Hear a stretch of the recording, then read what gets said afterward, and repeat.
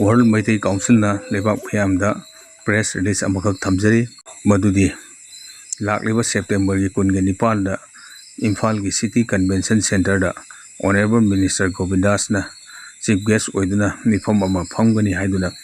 langleba si World Maitai Council ga hiram amatada mari lenejade Manipur gi hojik oiriba phibam asida lenga asina lebak mayambu lamjingduna sahi lising ahum gi henbagi puari leijaraba iraipak iramda masibu manglomda pubigadra hairaga center gi Manipur mase tanaba sinbu manba thoksil asigi mateng pangsinduna Manipur bu hanne yengbidraba Sri Narendra Modi ji gi magun saithaduna leibasi yamna ikainingai ni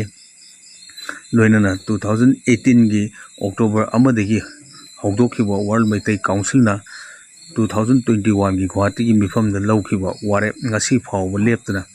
Chairman Sri Hekujam Nabasyamna luchingduna 2026 ki mamangda Maitai bu SD gi constitutional protection phanghonaba hondajariba World Maitai Council bu Manipur Place Club da press meet amata tawjagi haiba fawbada Sri Honorable CM na police thajinduna tugaili 2026 ki delimitation gi mamangda Maitai SD list da chalhaudrabadi Maitai gi lambi leiroi khangna honajariba sibu tugainaba Sri Honorable CM gi lengak asina